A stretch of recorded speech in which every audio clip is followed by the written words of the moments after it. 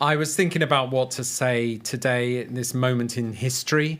I was going to talk about long-range missiles being employed from the West into Russia, and Russia yesterday doing long-range missiles back.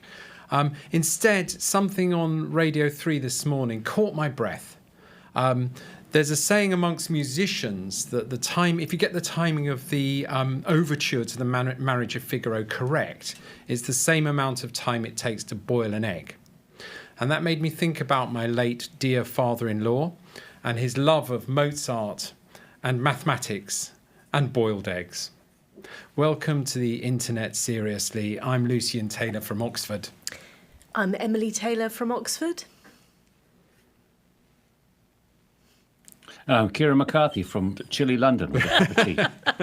Where he's so frozen that he's got a frozen moment in his brain. Anyway, this really is live, I promise you. Coming up, British Airways are at it again. Flights in chaos as another IT failure strikes. The 7th incident in 2 years. The tech industry is not looking good. At ICANN last week, governments seem to be losing patience about the lack of progress on data accuracy, data access for law enforcement. What's this all about?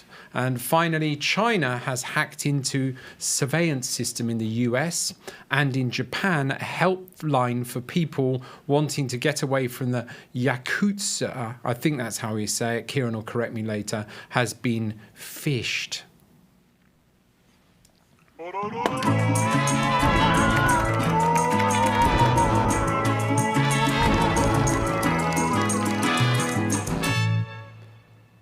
First of all, I will just say, if you are following this, we need you. Please follow, share, like, and engage with us in our chat and comments, because that really helps boost this podcast. Thank you very much. So, first of all, as well, I'd like to just say well done, Katie Miles, our producer, for stepping in for Charlie Wickham. Not an easy job doing the sound, but I think if you can get through the first bit of this, then you sound all the way, I think. Yeah. Yay! You're excellent. Plus incidentals. I think that's fantastic. Now that's cocky. Yeah, here we go. Emily, I'm going to start with you. At ICANN last week, governments seem to be losing patience about the lack of progress on data accuracy. I can see that you've got a large pile of documents in front of you. You are a recovering lawyer. Are you going to just read all this out to us now in your best Shakespearean voice? I was thinking about it. How long have we got? A couple of hours? Well, it's a podcast, so we can take as long as we like. What do you think, Kieren? Should we vote on this? Should Emily just read out this ICANN document? I think the most pertinent parts would be good. Okay, a summary. So this started because I was like, I should really report back on what happened at ICANN. And then, anybody who actually went to the ICANN meeting and you ask them what happened, they go, I don't know. I did my presentation and I talked to some people. Can you just remind me I always need reminding of what ICANN is there to do, because as an outsider, and I do think of myself as an outsider because I'm not part of those inner circles in ICANN. You're not a philosopher king, Lucien. No, I'm not a philosopher king, so maybe that's but I just still don't know after 20 years what ICANN does or what its purpose is. Ooh. Kieren, what does ICANN do? What's its purpose? You used to work for ICANN. Why don't you give us the patter, give us the line? Come on. The line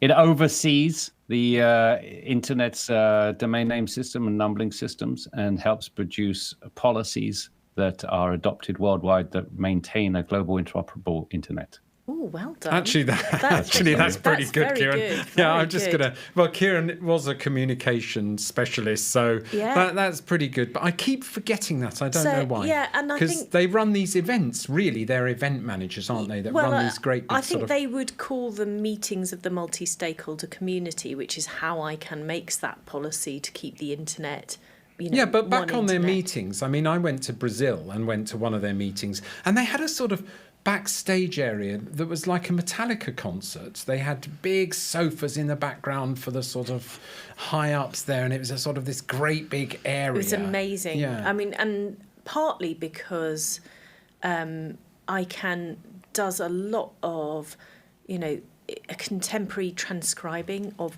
all of the meetings. There are many, many meetings going on at the same time in parallel. So the sheer volume of stuff that's going on, and you'll go into a room and it's like an incredibly intense conversation about something, and then you go, oh my goodness, that's far too much, I have no idea what's going on. Go into another room and there's another incredibly intense conversation.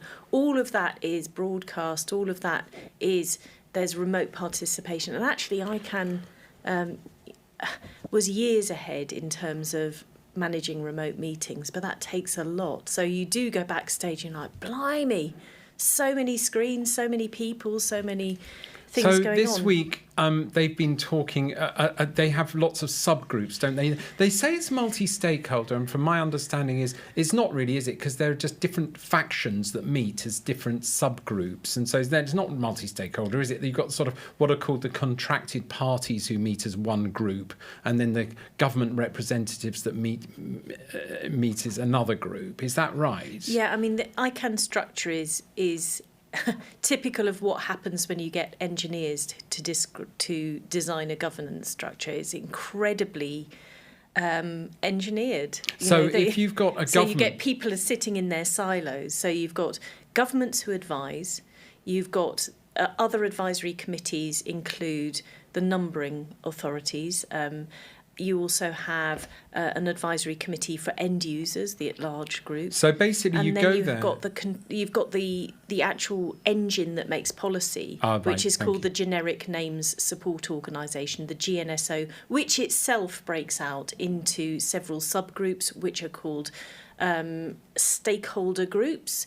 So you've got the registries and registrars on one side. They have actual weighted voting when something comes through to the GNSO Council, still following. Then on the other side, you've got people like businesses, IP to be honest. But no, you've got the ISPs, you've got I'm getting one picture groups. from this, Kieren. None of this sounds multi-stakeholder at all. It's multi-groups of factions. Well, all the stakeholders are there. It's a perfectly engineered product that forgot to include the human aspect of humans. But they're all there. They're all there. Surely, like government is there, where the Labour are on one side and the Conservatives are on the other side, and the Lib Dems. So they're all there, but they're all actually meeting each other themselves in their own subgroup. Surely. Correct. That's right. One of the most persistent things when people talk about improving it is to break down the silos, and yet there's very little effort ever made really to break down the silos because they're stuck in their rooms. And then they send one another missives. So Emily, I mean, you've been talking about some new things that are happening to try and presumably break down those silos and include more people in those silos. Yeah, I kind of came back to the governments in ICANN when I was thinking, how do I report on what happened? And the GAC, as it's known, the Governmental Advisory Committee, is one of the only groups that, during the meeting itself, organises a note, a communique that they all agree to. So it's actually a very good record of the things that are going on. Give us a couple of the headlines. So I think the thing that really came through to me is, their concerns about what is called in the ICANN world DNS abuse, which we would call cybercrime, scams, fraud, that sort of stuff. So I would say a sense of frustration about lack of progress. When you have government saying things like, the GAC reiterates that the issue of urgent requests for domain name registration data remains a high priority, you quake because in government speak, that is like they are reaching boiling point, the pressure cooker's about to explode and something bad is going to happen. And Kieren, I mean, I just remember these sort of discussions when I was first going to ICANN just to understand how it all worked. over a decade ago. This is still a pressing matter. Yes, it is one of the big problems with the ICANN structure right now. Is it is incredible. In fact, it's slower than the ITU, which is what everybody used to complain about. Which we can talk for a long time about why that is. But fundamentally, when it comes to this issue, it's because the registrars don't want to do it. And so the way that the system works is if someone can consistently stick a sort of something in the spoke of the wheel, stick a stick in the spoke, and which they've been doing non-stop for a decade. But it's got to the point now on this issue where legislation's being passed, where the governments have had enough, and they've tried in this system, this multi-stakeholder system, and now they're saying, right, that's it, let's pass some laws.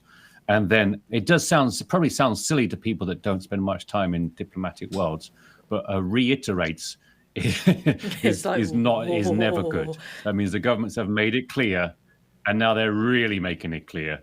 So there'll need to be some action on this, or it'll blow up. And when we say that it's going to blow up, Emily, that means regulation, doesn't it? It means the sort of NIS2, GDPR compliance, all of these things that are very disruptive in this industry. They are. I mean, I was actually reading a speech.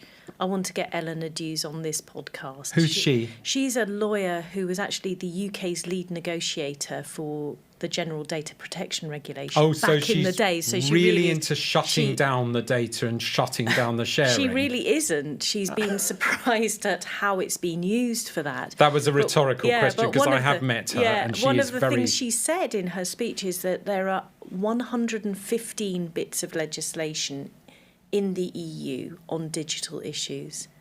That's thousands and thousands of pages. And there's actually a rush to pass more legislation quickly in the EU on digital because they're worried about right-wing people being elected into the European Parliament and at the national level who would stop the train. But that leads to a whole amount of complexity.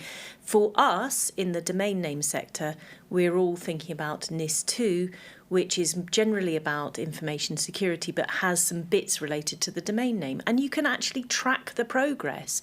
The European Commission had a representative on one of these never-ending expedited policy processes that was supposed to sort out access for law enforcement and others to registration data. That ended, as all of the others do, in a stalemate, and they obviously just left that room and went and put some clauses into NIS2. So it's not a question of, do we want this? It's happening already. OK, give us one more highlight from the report. So one more highlight from the report is that they're welcoming the changes to contracts, which mean that registries and registrars have to react quicker and mitigate abuse. We've actually been tracking that, and Mark Robertshaw went and presented some early findings. What we're seeing is that actually at the moment 90% of abuse domains flagged for abuse that we see in our system do not get mitigated in what we're looking at the moment. That's 90. 90. Of the ones that are mitigated, it's taking on average 3.48 days against a contractual commitment to respond within 24 hours. Now, we think we're missing a lot of the mitigation action, so our next stage is going to be to add some more in. But on the face of it, 90%, when you go and look at the website, the structure or the domain name and look at changes that may or may not have been made, nothing has changed. We're looking at a narrow set of mitigation steps. But what the governments are saying in ICANN at the same time is great to have the contract changes. ICANN, it would be really good if you measured the impact here. So that's something that we're trying to do in our way. But it's surprisingly difficult because actually there's no one way of showing that you have mitigated DNS abuse. Thanks. Next up, we're going to be talking about China and Japan. But before we do that, Kieren, you're going to ask me what is my guilty pleasure online? Lucien, what is your guilty pleasure online? Now, That was incredibly smooth. That was well a done, very Katie. dramatic sequence. Well I think done. we've got a slight delay for Kieren. Yeah, at I the think moment. we have or something. But so Kieren, can you try and imagine what we're about to say to you and then just start? come in earlier? Yeah. Okay, my guilty pleasure online. I've realised my guilty pleasure online moves all the time. My guilty pleasure online is actually whatever I'm obsessing about. So if I'm depressed, I like to watch, as I've mentioned before, James Hetfield warming up for a Metallica intro, because it's a guy who's nervous about the start of a show and then goes crazy in front of 100,000 people. And I cannot watch enough of that. I think I'm slightly ill with that. And then next, it's Christmas shopping for me, and I'm looking for a good second-hand watch. And so I just cannot stop watching YouTube videos about just strange, sad guys talking about their watch and why they're good and why they're bad. But it's also like lifting a rock up in the garden, isn't it? Is. It's like you think, there's nothing under there.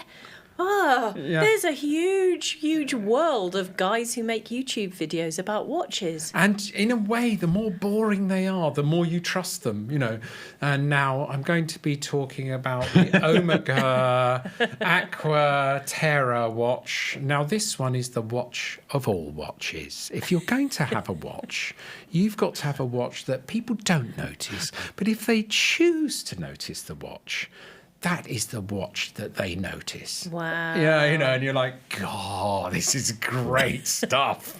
Do you like watches, Kieren? Are you into watches?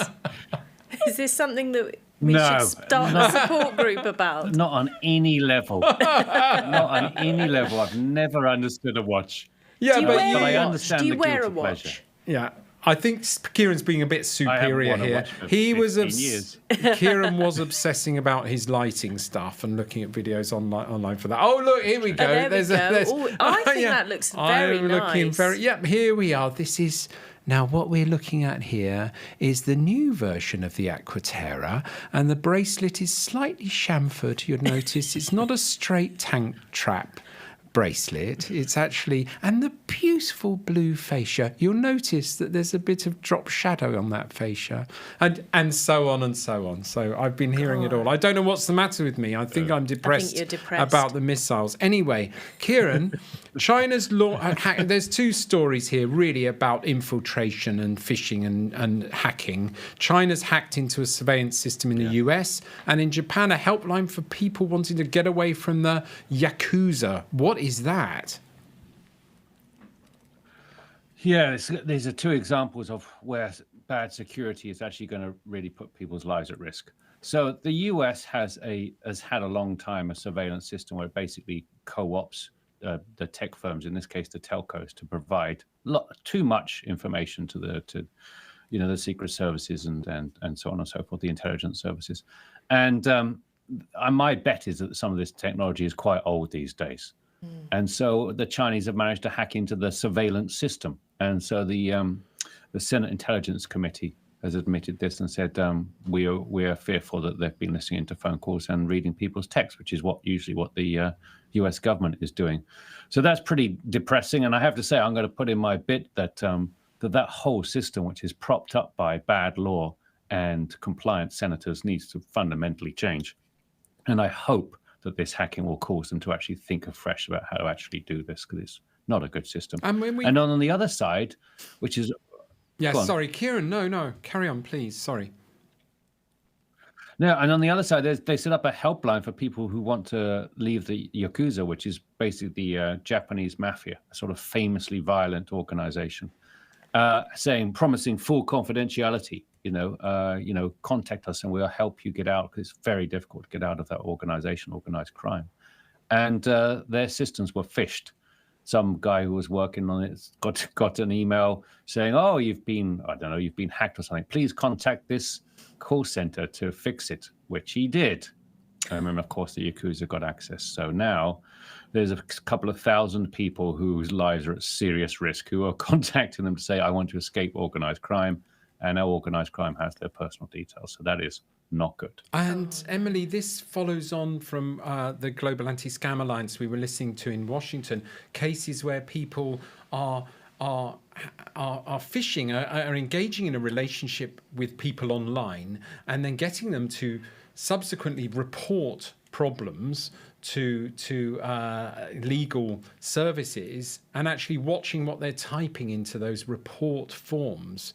And so you're finding these pools of safety for victims being more and more compromised. We're going to talk about the British Airways outage, but there's this sort of over-trust, isn't there? We saw it with the Horizon scandal, the most terrible scandal of all times involving IT systems and people going to prison, where there's this sort of, just because it's been written, just because it's been built, it must be trusted. There's so much going on at the same time, which is contradictory. So I think we overtrust what the computer says versus, what we might think. There's the famous sketch, the computer says no, because the computer's right and humans are wrong. And also these sort of big, large-scale hacks undermine trust and confidence. So sometimes people don't trust what they should trust, do trust what they shouldn't trust. And these hacks, they just keep coming. There was a major hack in 2015 of the Office for Personnel Management in the United States, where millions of records, everybody who worked for the government in whatever capacity, was then that leaked to China, it's thought, and that put the lives of agents at risk, because you could identify who was working for the intelligence services from that. So. We rely on technology. It doesn't always work for us, and we as humans are fallible, and technical systems are fallible. Right, which takes me to our next topic, which is British Airways flights in chaos, another IT failure. Before that, it's time for our Tech Room 101. I can see the lights. I can't hear the sound, but that's Doesn't matter fine. Who's doing the tech. I'll do the Tech Room Lucien, 101. Please tell us your Tech Room 101. And this is like, what do I want to throw in the bin forever? Yes. I want to throw in the bin forever company CEOs who have a go at tech, who think they know what tech's all about and sort of have a go at it. Which takes me to my next topic, which is that British Airways... Did you have anything in mind? Yes, British Airways last week had another IT failure. This is the 7th incident in 2 years, okay, which has led to misery. Following the installation of their FLY, believe it or not, ironically, their FLY system, which is their Altia departure control and customer control system. What they say is it's neat on paper, bespoke departure control and customer relationship manager, but in reality is a nightmare. Now, why did this happen, do you imagine? Why are we at this stage? Underinvestment, legacy systems, yes, no. Changes, lack of focus. Yes, no. There's one big reason. According to Cirrus, the outsourced IT solutions, they're talking about the fact they're trying to dig into where all of this has come from. A couple of years ago, Alex Cruz, the CEO of British Airways, axed 700 IT workers with specialist knowledge in British Airways systems and outsourced the whole lot to India. Since then, they're saying this has cost him dearly. And we've been hearing, I mean, we were at meetings this week, not going to name names, but you've got non-qualified people making huge impact decisions on IT development and IT stability and systems. And it's this culture. We had this last year in Washington, where we had people, particularly from the legal profession, saying software is easy. Software is a one-off job. You get a piece of software written, like baking a cake for Christmas, and you leave it, and you get it done, and that's done. What's hard is my job as a CEO, making money for the shareholders. This is a particular problem, which is why I would like to put those CEOs into the bin, because people are finding it hard to join the dots. You find it's difficult to get on a plane, Kieren, or book a flight or whatever, but it's really hard to, as you know, you're both experts in IT, to really chain that back to a very, very poor investment decision by a CEO, wouldn't you say, Kieren? Yeah, I just despair. I approve of this Room 101 entirely. And if they can be sort of tortured while they're down there, that would be good. We don't condone violence on this podcast, but just saying metaphorically tortured, like, being asked difficult questions, for example. Yeah. With no violence. Being forced to do coding lessons. Yeah. Oh, very good. But Emily, this thing that software is a one-off shot and doesn't need that. Yeah, I'm. Yes, software is something that is just a one-off thing. You outsource it, and then it's like, is it finished yet? And it's like, yeah. I mean, I think you made an analogy with. If we took that approach with cars, we'd all be driving around in the same car we had in the 1960s, and factories wouldn't have changed at all. This is something that is always ongoing, and it's also the executive thing is to really care about cybersecurity until you have to pay for it. And everyone really loves cybersecurity, really cares about cybersecurity until they have to pay. And then you find that they've actually not made the investment, fired the people who had the relevant expertise, or never had them in the first place. And that's part of the reason why we're in the state we're in. Now, and to give British Airways its due, when this stuff works, it's all really finely balanced, because they've written quite a cool piece of software. And when you look at the trailer for the software from 3 or 4 years ago, it's actually really cool. Who do you want to sit with? If you want to sit with them, you can sit with them for the rest of the journey, including transfers onto other flights. If you change your seat, that's mapped through the system, and the seat becomes available to others. It's clever stuff, your isn't thing it? lines up with baggage control. If all the flights go out of sequence, then they can update the system and the sequencing of flight departures, which is particularly what it's focused on. This is all great stuff. It's all stuff that makes your head explode, isn't it? I always think that when you're in an airport, like there's so many flights going. How do you know that a bag is going to arrive at your destination when there is a flight taking off per minute? It could be on any one of them. Yeah, sometimes they go missing, but most of the time they don't. Yes. It is absolutely awesome. And if you tried to do it on paper with a person thinking through all of the possibilities, that your head would explode. Yes, we were actually impacted personally by an early British Airways outage, Kieren. We were waiting to take off from Los Angeles on an Airbus, and the captain said we have to submit our flight plan to Central Control British Airways, and they're not able to receive it because someone like the French submitted the wrong flight plan in the wrong format, and they just hadn't tested people submitting wrong flight plans before. And it's all about testing, isn't it? Yeah. My thought with this is that CEO failed in his job. There's clearly a strong culture in airlines of building something, new technology, and maintaining it. Otherwise, you don't build an engine and say, there you go, that's good to go. They're constantly maintaining that stock, and they should have a culture of constantly maintaining their software. So I would say that's a CEO failure to not pull the culture through into a key part of their organization. So I think he should be sort of roundly hassled by his board for having failed there, I think. Yes, and I would add to that sort of maintaining, I add the word testing for potential outages, expecting failures, and letting those systems kick in as part of it. Easy to say, hard to do, but you do have to do it. We're out of time today. I don't know if back up Charlie Wickham, we have a comment of the week.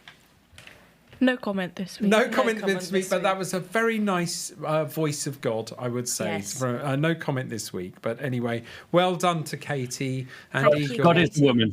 Yeah, very good. Thank you very much. And finally, please follow us, please like us, please share, and we'll see you again soon. Thanks a lot.